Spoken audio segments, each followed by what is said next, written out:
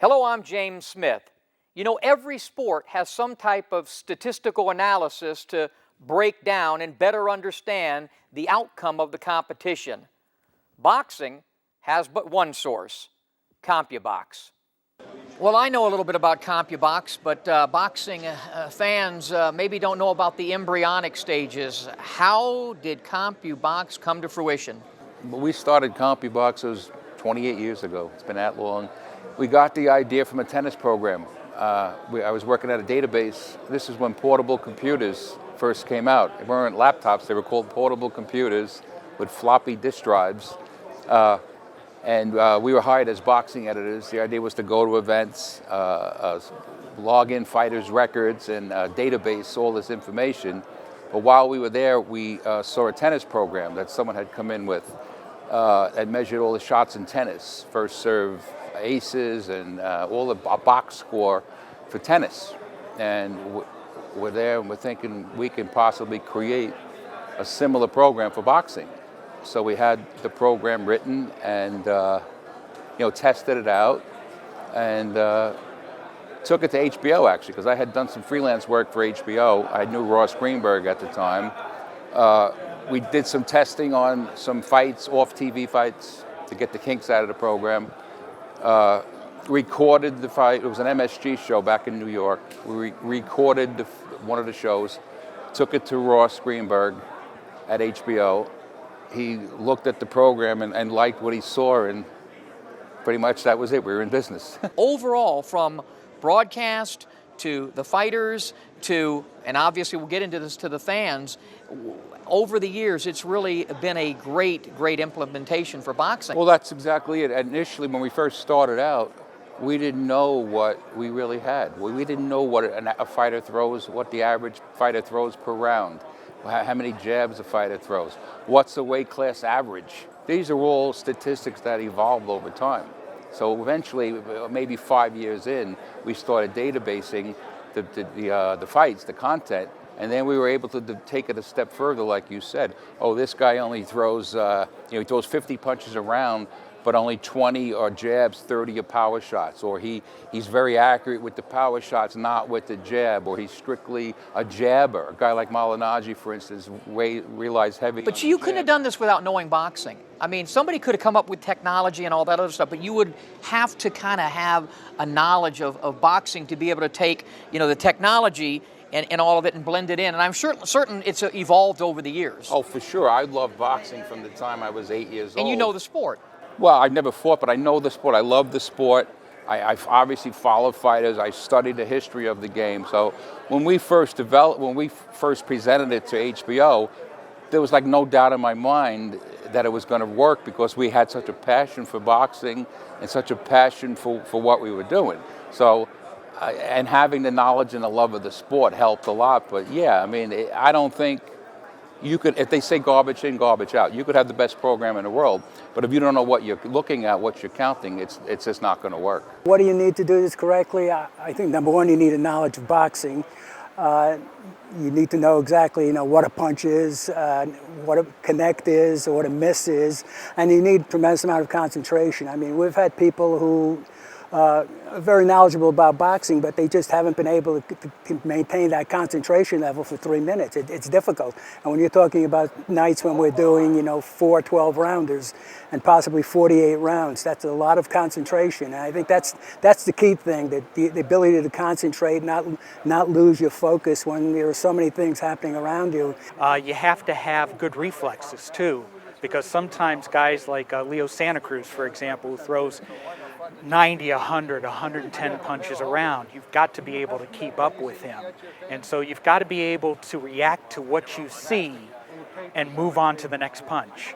So you have to have concentration, you have to have focus. Doing punch counts is like learning how to type. You move your finger a certain way to record a certain letter. And in punch counting, you move your finger to hit a certain button when you see it. And after so long, it becomes second nature, and you just react to what you see.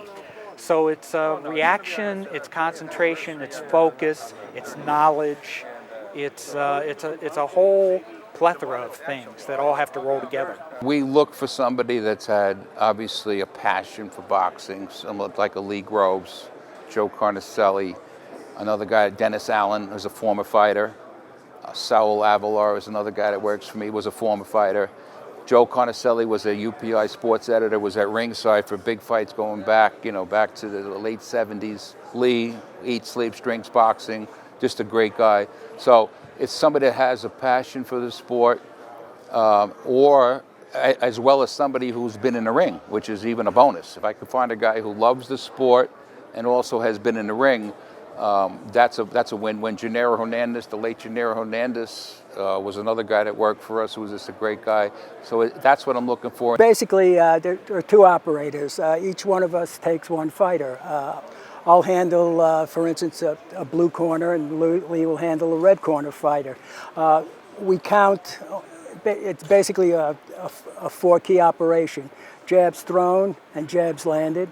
Power punches thrown and power punches landed. We also have an alternate one for power body punches.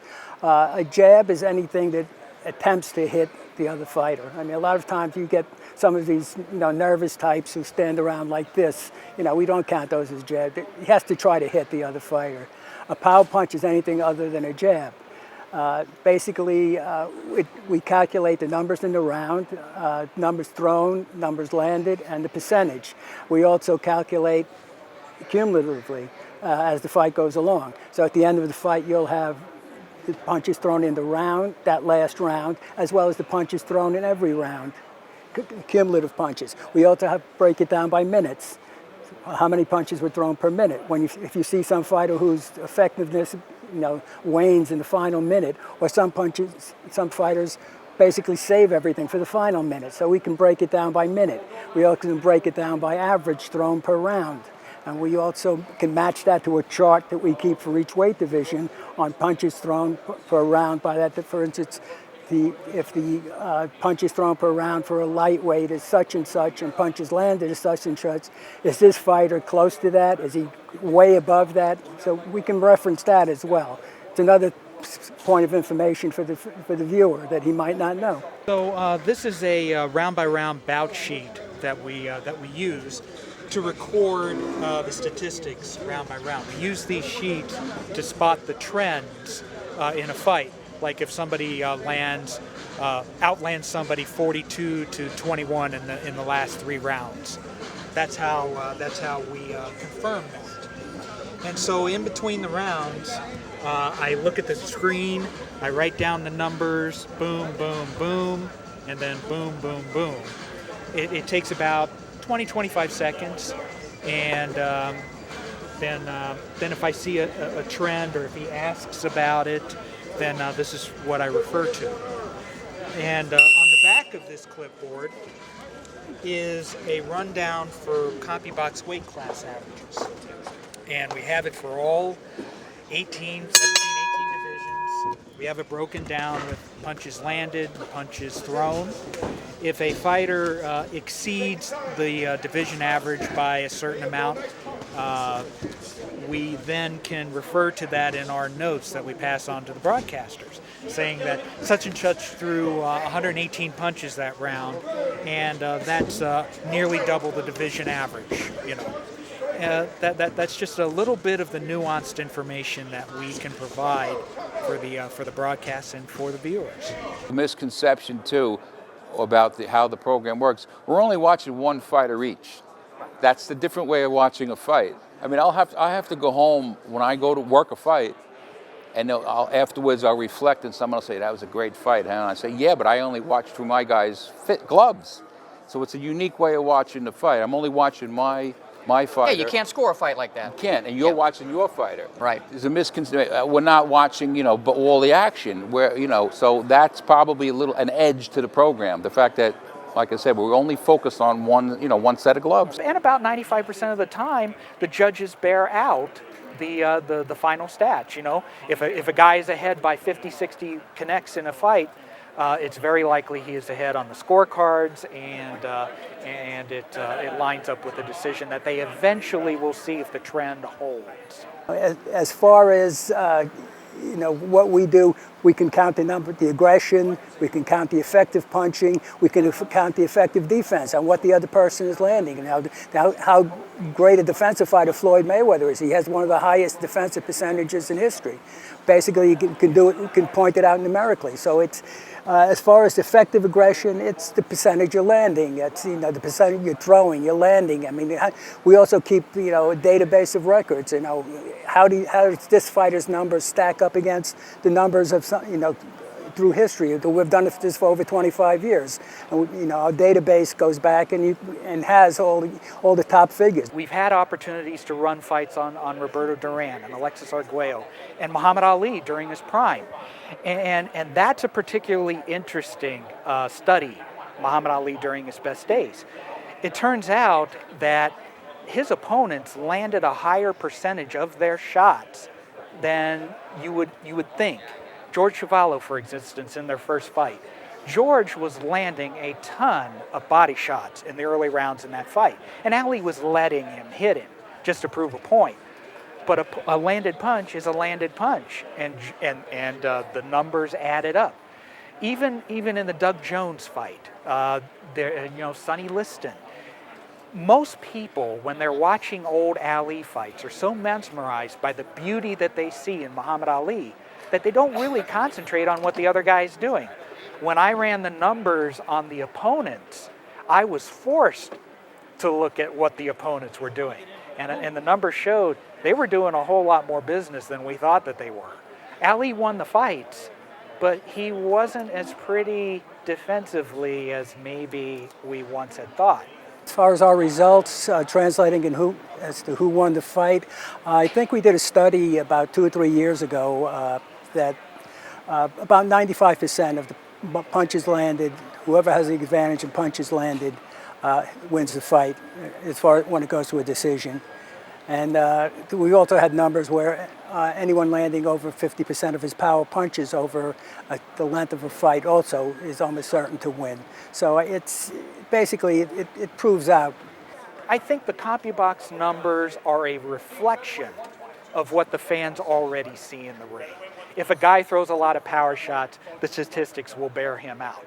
We just add information as far as accuracy, numbers, trends, percentages, things like that sort of add to what the viewer already knows. What are the future plans for CompuBox? Well, right now we're working on a fantasy game. Boxing really doesn't have, there's pick'em games where you just can pick a winner. We're working on a game where we'll incorporate the statistics into the game. It's like a pick'em game, pick'em fantasy game. We're always trying to improve the product. If there's a way to possibly measure impact of a punch, we're always looking for new ideas that way. It's just an issue with gloves, trying to, get into the gloves, and there's so many different glove manufacturers out there. But we're always, we're always looking to try to improve the product, and really long term is just try, to stay in the business and keep it fresh, and trying to keep providing as much insight as we can to the boxing public.